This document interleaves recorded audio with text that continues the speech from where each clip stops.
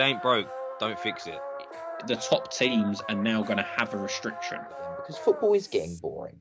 It is. Funnily enough, actually, I'm kind of changing my answer as I'm speaking, but they're going to be like, right, we need to get some more money out of you, Sky, TNT, Amazon. Buy cheap to sell big. I think that's a pointless strategy. But now that's probably going to pay off. There has been huge controversy in the Premier League in the last 7 days, and it is all around the Premier League spending cap. There's been PSR this, PSR that, but today we are going to get through the debate. Firstly, what is the spending cap? What does it actually mean in layman's terms? And more importantly, do we think it's a good thing or a bad thing for the Premier League? Reece, we'll come straight to you first. Give us a little bit of a rundown of basically what the Premier League spending cap is initially, just for those viewers who don't have a clue. Yeah, so the spending cap is going to be introduced, or plans to be introduced from the 25-26 season. So that will not go into effect, of course, next season, but the season after that. And it's to replace the profit and sustainability rules, which we know have been a big talking point, probably the biggest talking point of the season so far, other than VAR, which has, of course, had a big impact on the likes of Nottingham Forest and Everton. It still hasn't been approved yet. They've got a final vote later this year. And it's pretty much this idea of, getting clubs to, change up the rules a little bit and give them an opportunity to probably be more conscious with their finances. It's very much jargony in terms of what the rules outline, so I'm not going to bore everybody with all the details.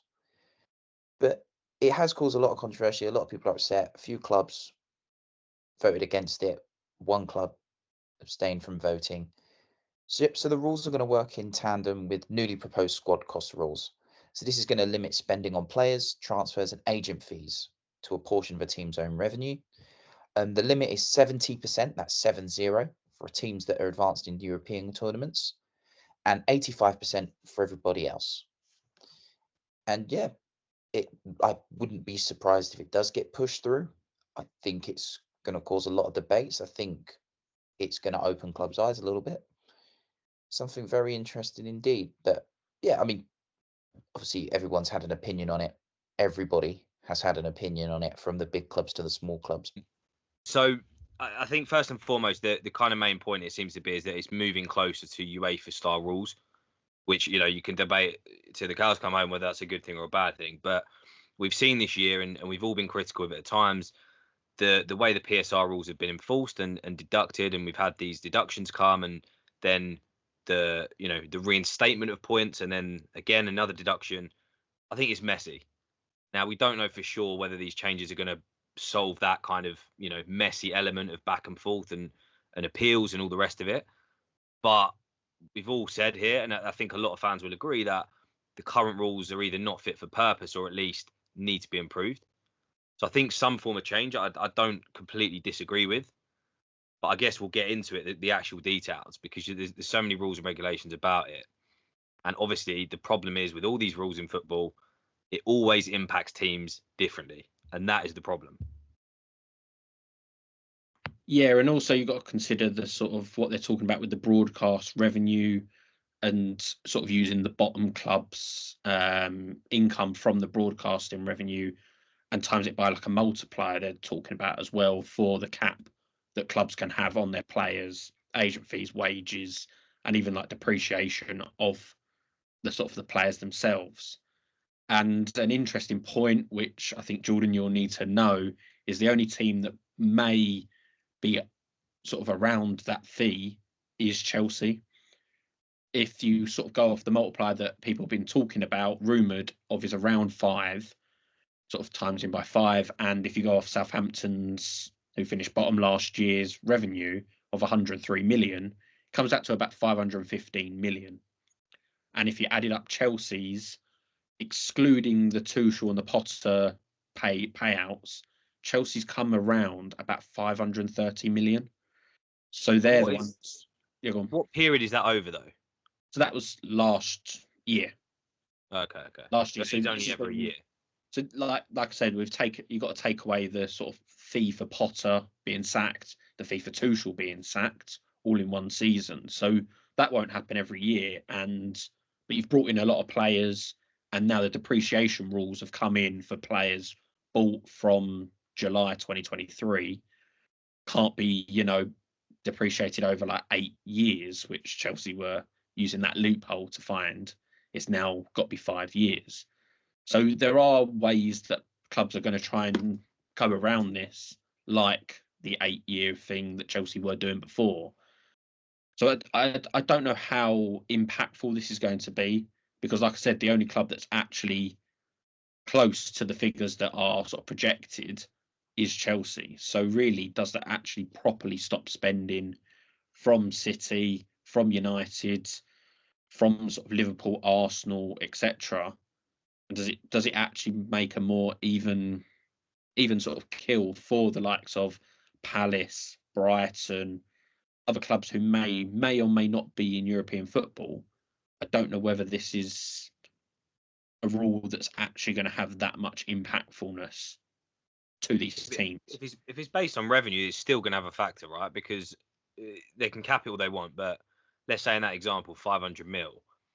No club's going to actually spend 500 mil in a year, realistically. No, but you've got the wages that's a part of that cost. So you can't just keep going 350 mil for this player, that player, that player, that player. Right. You can't have what people will talk about in agent fees, and the prime example is Haaland. Haaland may have had a transfer fee for 50 million or 60 million, whatever the buyout clause was, and then there was, 40, 50 plus agent fees split out. It might have been even more. I don't know exactly.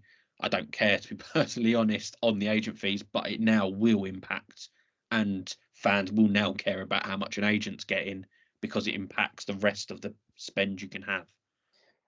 Yeah, I think it's interesting to see, that there are definitely pros and cons to this. I think if we look at how Monday went, 16 clubs voted in favour, and I think it's unsurprising the teams that vote. Well, one has surprised me actually, but it's not much of a shock that Man United and Man City, the two richest and most revenue generating sort of clubs, voted against it. Chelsea abstained, which I'm not surprised either. However, Villa voting against it reportedly was the one that surprised me the most, mostly because they have American owners. I think they'd be a little bit more want to protect their asset. I think clubs with American owners are going to vote in favour for this as we edge towards that style of the game. And a lot of the smaller clubs were definitely more in favour of this. I think it's a real one to juggle up here, because yes, I do agree. I think it's designed to make the league more competitive. It's no shock that you have to, spend money to win the league. It's no shock. And as I mentioned, just on the outside to us, a bit of trivia, even if you look at the FA Cup, since the foundation of the Premier League, only 9 teams have won the FA Cup, different teams. Whereas before that, it was 15 teams out of 30 years. When the league was fairer, football was fairer. I'm not shocked that since the Newcastle takeover, much more rules have been taken seriously, and trying to prevent this idea of a potential, domination from 1 or 2 teams. It has to be done. I don't think it's going to affect the impact on Europe. Fuck off, man. So I'll start that again. I There'll be a don't lot think of editing today. Sorry. Going to No, be a it's lot of fine. editing today. Jesus. It's my fault. It's my fault. I think in future, let's make a quick note on the minute where we change it from, so we can just tweak it through. Even if we just put it in the group. Am I ready to go? Right to go. Yeah, I know that the bigger clubs have said this could impact their performance in Europe, not being able to spend alongside other teams. But realistically, we pay more wages, we pay more money than the teams in Europe anyway.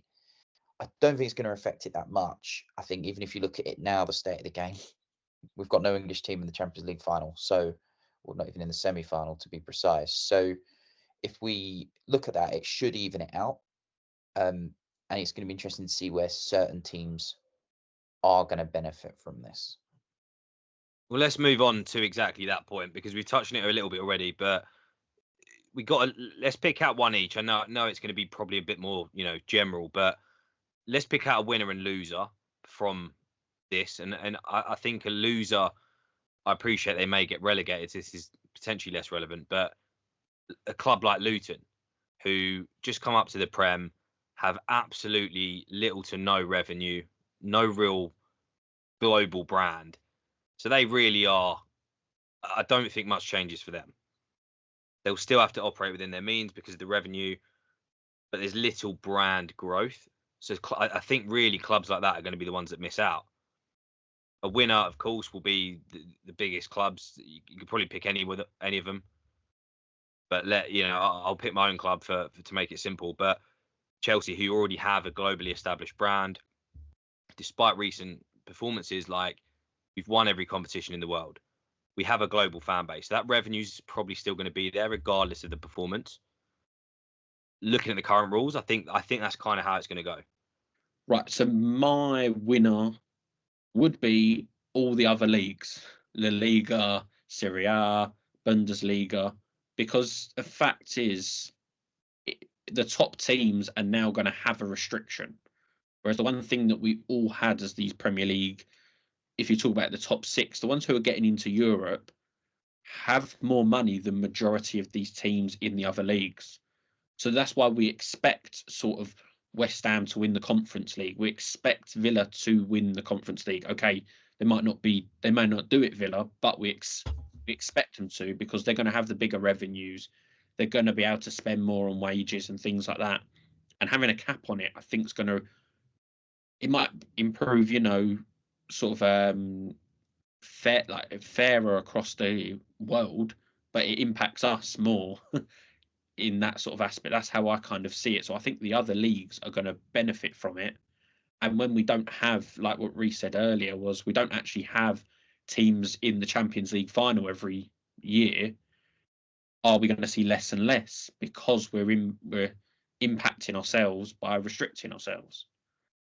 Then on the other hand of losers, will once again be the fans, because if we're talking about the sort of revenue that we get from broadcasting, teams are going to want more and more money now.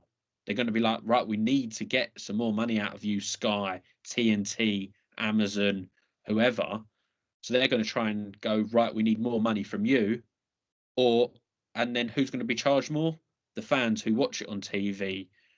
It's going to be things like that are going to be impacted. Sky's bills, like, I don't know if anyone pays their Sky bill, but mine's ridiculous.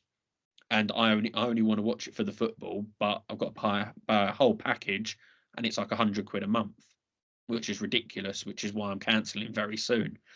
But it's things like that will completely impact it. And then to add to it is what been rumoured as well this sort of week is games in America, because that will get the broadcasting fees up if you get to broadcast in America, because you can sell the rights to more and more over there and get higher fees. So I think the fans will miss out, and unfortunately there probably will be a game or two or more played in America, played in other places, when it should be just English football, because that's what it is at the end of the day.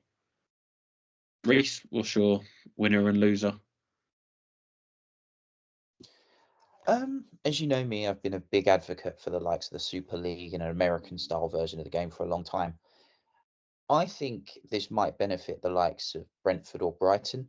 I've been very critical of their transfer policies because they don't work in this kind of game where you can spend money and, if you just buy cheap to sell big, I think that's a pointless strategy. But now that's probably going to pay off, because you're probably not going to be as much under pressure to sell your players, because players know they're going to stay. They don't need to go off anywhere else because the caps are all fairly distributed and their wage bill's more modest. So they're probably going to do just fine out of that. And they might actually see some growth out having to sell their players, which is quite nice. I get what you mean. I do think it affects the bigger clubs a little bit, because then they can't sign a certain player. But then use your academies then. This is where your academies become more important. So I don't really see any real losers in it, but to be honest, this thing is going to be loopholed to death. So I don't see huge amounts changing, to be honest. Yeah, that's very true, actually, to be honest. They'll always find a way. The best clubs with the best lawyers ultimately will probably find loopholes. Let's, I kind of, in terms of wrapping up the debate, obviously we've got our different opinions on it. I guess the ultimate question is, do we actually agree with the spending cap? Full stop.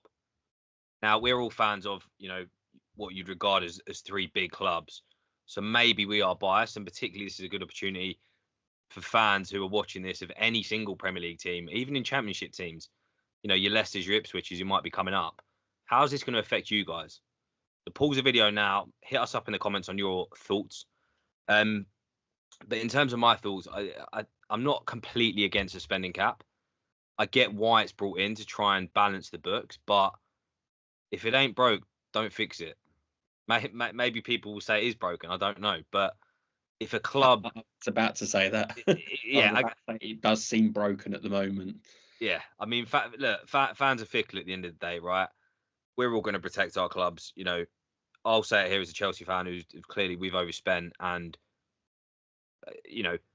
funnily enough, actually, I'm kind of changing my answer as I'm speaking, but I've been speaking. We had the debate literally the other day on academy players and wanting to see academy players succeed at the club. So maybe this is the way. Maybe a spending cap is the way for clubs to start using their academy products, and that is something that a lot of fans are happy with.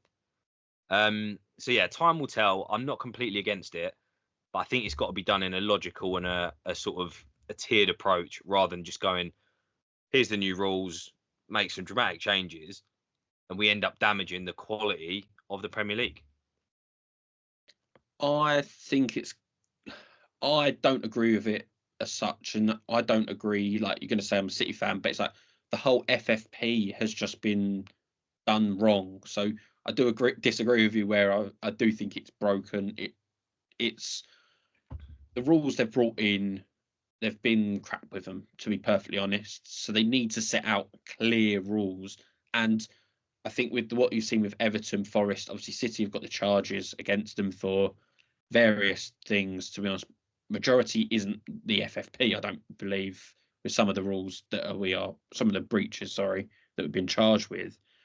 But I don't understand that they've brought the Premier League in and they've built businesses now. Clubs aren't just football clubs where it's your local team, where you've got players who are actually 10 out of the squad actually are from Manchester, are from London, in Chelsea and in Highbury for Arsenal, for example. You don't have that anymore. It's a global game and you've built global businesses.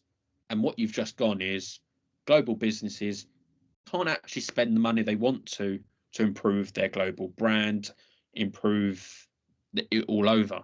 So that's what I'm against, all this sort of spending cap. I understand you need some rules in because you can't have Man City's owners, Newcastle owners going, right, we're worth £10 billion. We're going to spend £1 billion each on our teams so no one else can ever compete. But with football, it does matter, but it doesn't matter. Like, anyone can beat anyone on the day. And you've seen sort of tight games where you've got like the likes of Luton. I know they lost, but it took Arsenal a 95th minute goal to beat them. It took City quite a struggle comeback to beat Luton, for example. So I don't think football's completely ruined when teams can outspend the rest. But it's whether you've got to spend it right as well. So I am against it, but if they are going to implement it, there's got to be certain rules where they go, right, if you're over it, it's a 10-point fine. Done. There's none of this Everton being fined 10 points. Oh, actually, we're going to take 4 points off. That's all a bit wishy-washy. Then Forest get it. Forest is only 4 points. But actually, it's like, we could reduce that to 2. You don't want that. You want clear, set rules. You break this is the implications. And that's what I don't believe the Premier League will do, and that's where it's pointless having, if you're not going to implement it and have clear rules and sort of sanctions for the only issue. Sorry to jump in. The only issue with that, and I get why it makes sense to do it, but let's say hypothetically, City 15 points clear of the league. Again, legally this may not be how it works, but City are 15 points clear, and they know in the rules, if they overspend, 500 mil, whatever, you get a 5-point deduction. These clubs could then go and go, right, whatever. We're not going to get, a Palace. We're not going to get relegated. So it says 5 points in the rules. Wicked. We're just going to spend 200 mil, take the 5-point hit. Do you know what I mean? So that's where it could get very, very messy. But with that, it's sort of like you've got. I think then you have to have harsh ones because, say with City, like the only time we've actually been 15 points ahead was the Centurion season. It does not happen that often. I don't know a time when Chelsea were that far ahead, even when they got their 95 plus points. When Liverpool got their 99, that's when they had a big gap. But it doesn't happen very regularly. So I think if you impose big, heavy sort of sanctions, then teams can't do that. And it's like, because let's be honest, if you impose 15 points on City this season, that puts them probably behind Villa. So it means they're out of the Champions League spots. If you did it to the likes of, say, Palace, where they are at the moment, they'd be in the relegation battle. It's things like that. It does impact them massively. I know maybe being relegated is worse off than not getting Champions League football, of course, but it still will be impactful. So that's where I think you can't just go one season, oh, Man City have overspent, but because Man City are higher up in the table, they should get a bigger points deduction than Palace doing it, for example. I don't think that's the problem of it. If they did, let's say they did the exact same break in the rules. So that's where I think it could be an issue. But that's the saying, like, it's hard to sort of say it now, just over us hypothetically talking about it. How they're going to put it in actual rule books that are legally binding. I don't see it going well, and it's going to be another FFP PSR cock up, really, for a better word. I don't have a better term to use. Reece, what about yourself? I get why people are upset about it. I get why people support it. I've already maintained that the game is creating a monster it can't control. It's really, like I said, you have to spend money to be successful in the Premier League. Everyone can point to that Leicester example, but that's the only example you can point to in the Premier League's history. And you also need to factor in that those top 6 teams had an absolute nightmare. We can't rely on all 6 teams to have a nightmare for another team to win it, right? I think that's near enough impossible. More teams won it in the 70s, 80s. Why did they win it more? Obviously, rules were different, but it was a much more even playing field. Some teams went on to a surge of dominance, some didn't. But it was a much fairer playing field, and I think that's what they're trying to create again, because football is getting boring. It is. No one new and exciting is coming about anymore, and if they do, we all know it's short-lived because they're going to sell their best players and run out of steam. So it'd be interesting to see how it goes, but I'm not holding up much hope. Not being negative, I do think it's just going to be a loophole thing. I really, really do. And if they are going to enforce it, the league has to enforce it. The FFP was treated as a joke. PSR was treated as a joke because nothing was being happening. If you're going to take a fine, these clubs make millions of pounds. They'll take the fine. Points deductions is where it matters, because that's where the competitiveness will come in. You can't afford in this league to lose 5 points. Man City at this moment in time cannot afford to lose 2 points. Do you know what I mean? So interesting to see where it goes. Yeah, well, there you have it. That is the debate. We've tried to explain it as best we physically can, but keep eyes on what happens next in the next couple of months. But as we've said, we've had our opinions. Now it's time to give yours. Hit us up in the comments as always. Make sure you're following. But as always, like, comment, and subscribe. You know the drill.